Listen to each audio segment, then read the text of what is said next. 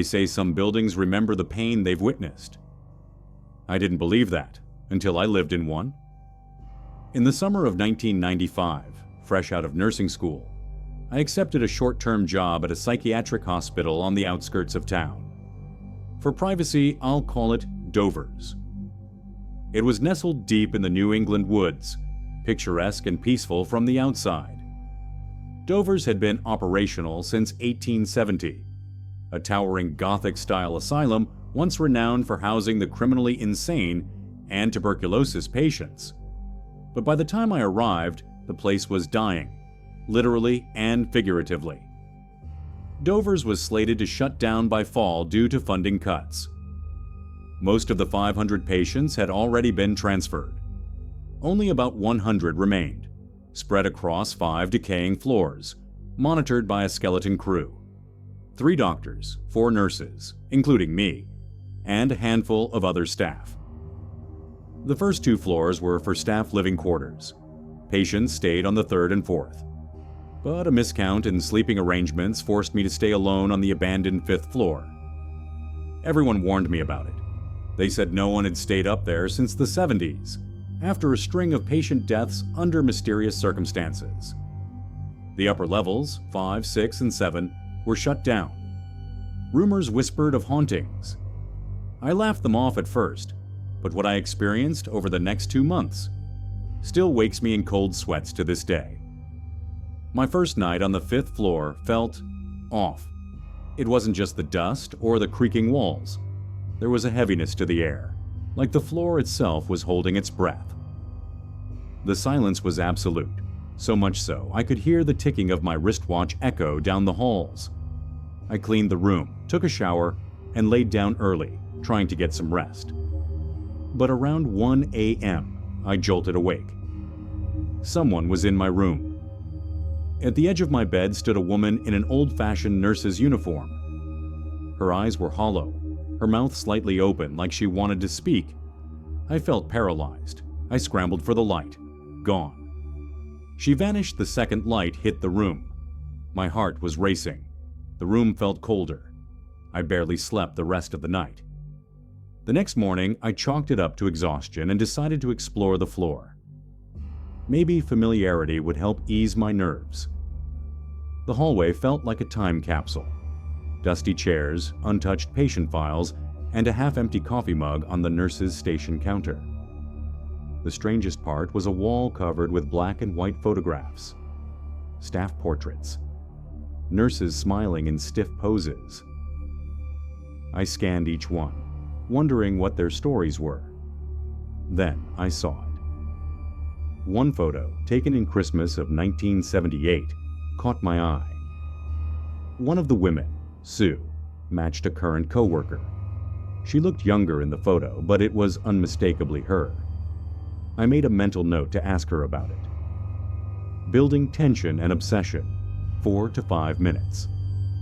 That night the crying began, soft at first, barely audible.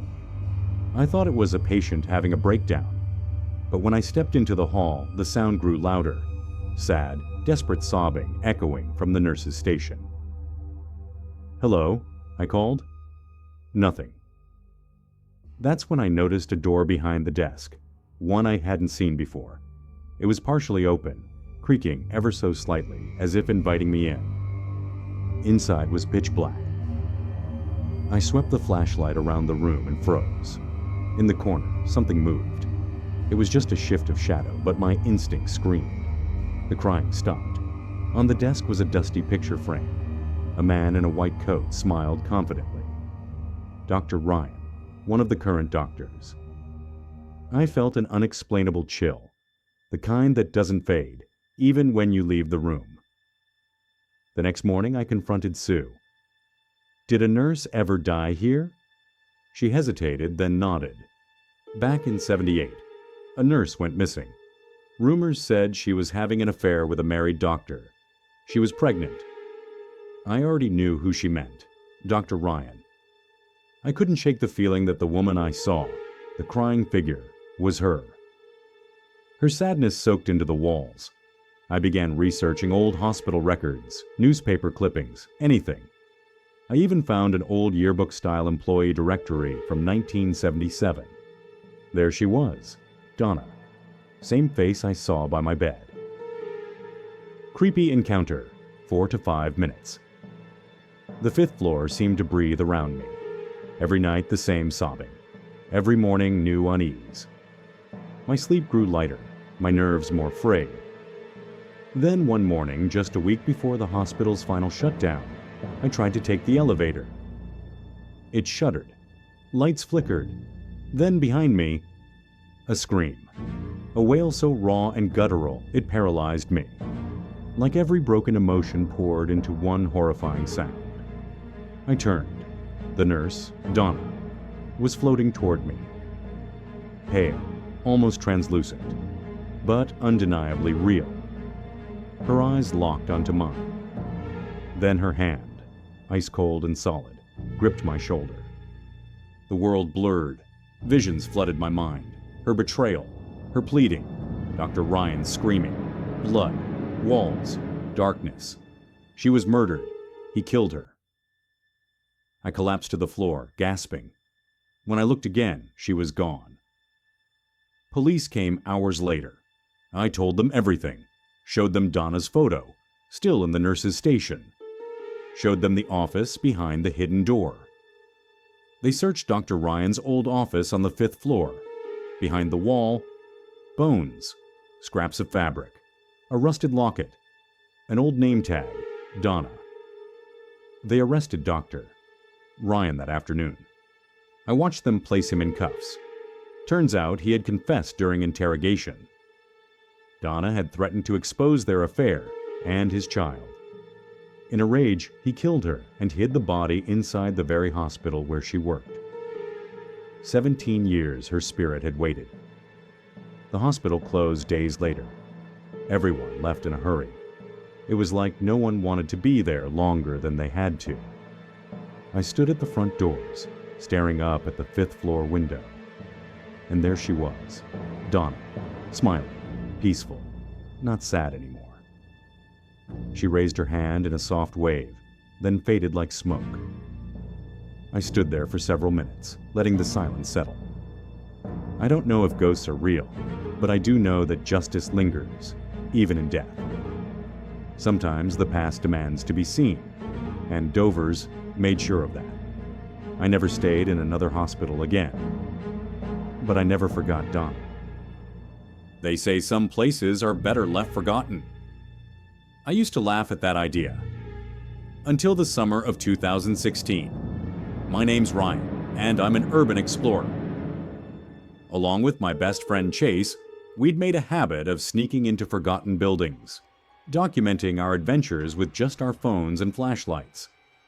It was more than a thrill. It was a curiosity. A search for stories left behind in the dust and decay. Crumbling hospitals, empty schools, old factories. We were fascinated by these ghostly ruins. One day in June, Chase pulled up to my house with a wild glint in his eye. "I found something," he said, grinning.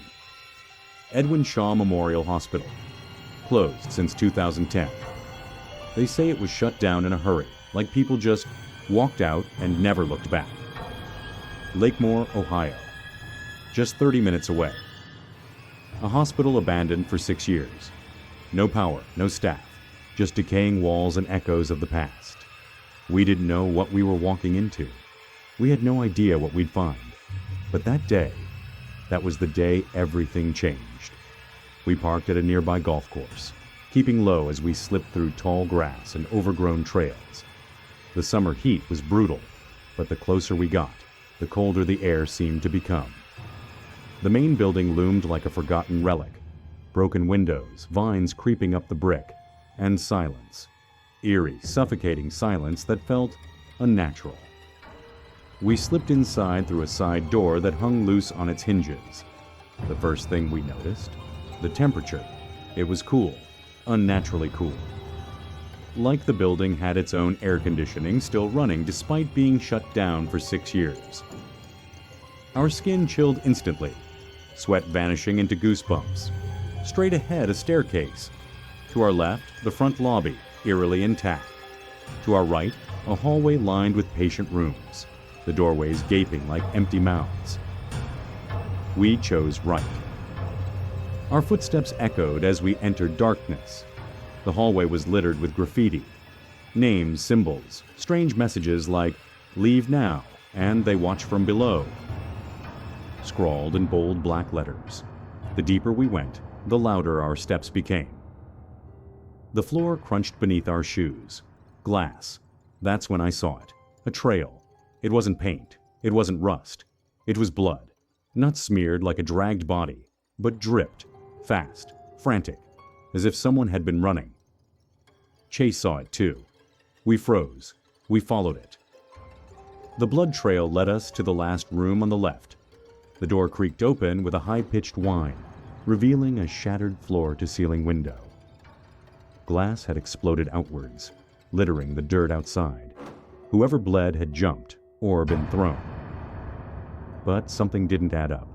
No blood in the room. Nothing to show a struggle. Just silence. A peaceful sort of stillness that made the hairs on our arms stand up. We turned back. The trail went both ways, so we followed it the other direction, deeper into the building. At the end of the hallway, a doorway. Dripping echoed in the distance. The door led to stairs, down. We were already on the ground floor. These led to the basement.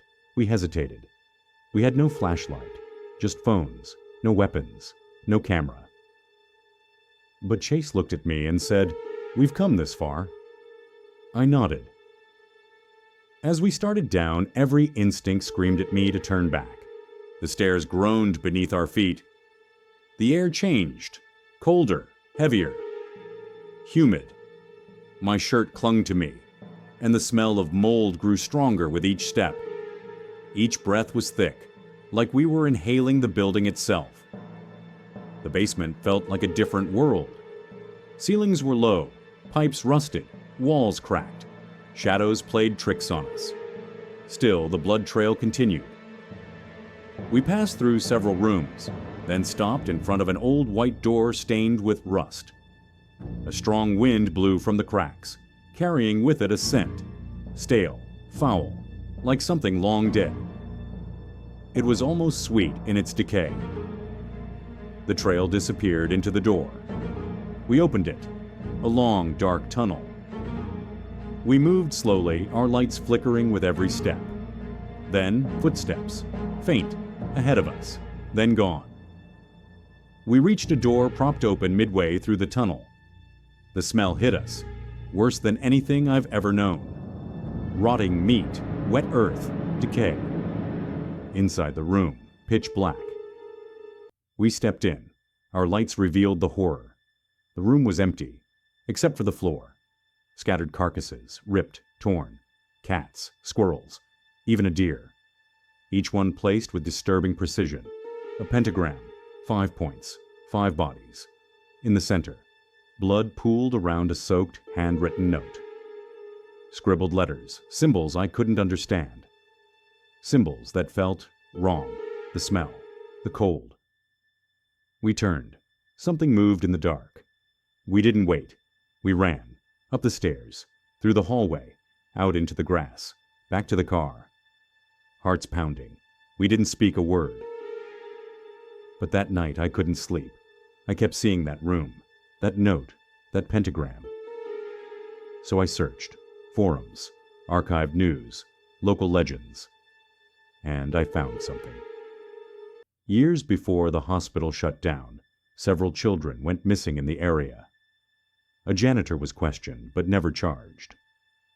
Rumors say he was caught doing rituals in the basement, claiming he could heal the sick with blood. He vanished the same week the hospital closed. The animal carcasses? Identical patterns had been reported in other abandoned sites within Ohio. And that note? It matched one discovered at a cult site in Pennsylvania. This wasn't just random. It was connected. On December 1st, 2016, Edwin Shaw Memorial Hospital was demolished. All of it. Buried. Gone. But here's the part that still keeps me awake. Last week, Chase sent me a picture. A brand new construction site in southern Ohio. On the chain link fence, graffiti. The exact same writing from the hospital basement. He still waits below. Was it a copycat? A coincidence? Or did we bring something back with us? I don't know. But if you ever find yourself near an abandoned building, don't follow the blood.